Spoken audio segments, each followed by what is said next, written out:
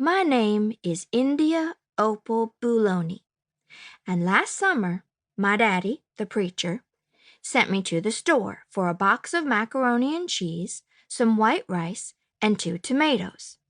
And I came back with a dog. Here, this is what happened. I walked into the produce section of the Winn-Dixie grocery store to pick out my 2 tomatoes, and I almost bumped right into the store manager. He was standing there all red-faced, screaming and waving his arms around. "Who let a dog in here?" he kept on shouting. "Who let a dirty dog in here?" At first, I didn't see a dog. There were just a lot of vegetables rolling around on the floor, tomatoes and onions and green peppers. And there was what seemed like a whole army of Winn-Dixie employees running around waving their arms just the same way the store manager was waving his. And then the dog came running around the corner. He was a big dog and ugly, and he looked like he was having a real good time. His tongue was hanging out, and he was wagging his tail. He skidded to a stop and smiled right at me. I had never before in my life seen a dog smile, but that is what he did. He pulled back his lips and showed me all his teeth. Then he wagged his tail so hard that he knocked some oranges off a display, and they went rolling everywhere, mixing in with the tomatoes and onions and green peppers.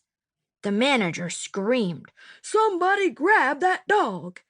The dog went running over to the manager, wagging his tail and smiling. He stood up on his hind legs. You could tell that all he wanted to do was get face to face with the manager and thank him for the good time he was having in the produce department. But somehow he ended up knocking the manager over. And the manager must have been having a bad day, because lying there on the floor, right in front of everybody, he started to cry. The dog leaned over him, real concerned, and licked his face. "Please," said the manager, "somebody call the pound." "Wait a minute," I hollered. "That's my dog. Don't call the pound." All the Winn-Dixie employees turned around and looked at me, and I knew I had done something big. And maybe stupid, too. But I couldn't help it. I couldn't let that dog go to the pound. "Here, boy," I said. The dog stopped licking the manager's face and put his ears up in the air and looked at me like he was trying to remember where he knew me from. "Here, boy," I said again. And then I figured that the dog was probably just like everybody else in the world, that he would want to get called by a name, only I didn't know what his name was, so I just said the first thing that came into my head. I said, "Here, Winn-Dixie." And that dog came trotting over to me just like he had been doing it his whole life. The manager sat up and gave me a hard stare, like maybe I was making fun of him. "It's his name," I said. "Honest." The manager said, "Don't you know not to bring a dog into a grocery store?" "Yes, sir," I told him. "He got in by mistake. I'm sorry. It won't happen again."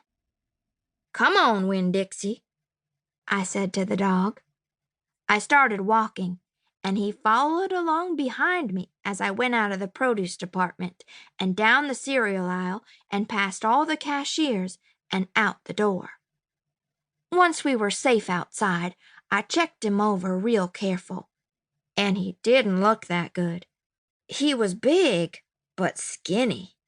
You could see his ribs, and there were bald patches all over him, places where he didn't have any fur at all. Mostly, he looked like a big piece of old brown carpet that had been left out in the rain. "You're a mess," I told him. "I bet you don't belong to anybody." He smiled at me.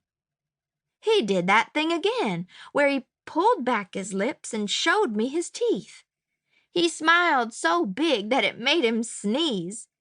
It was like he was saying, "I know I'm a mess. Isn't it funny?"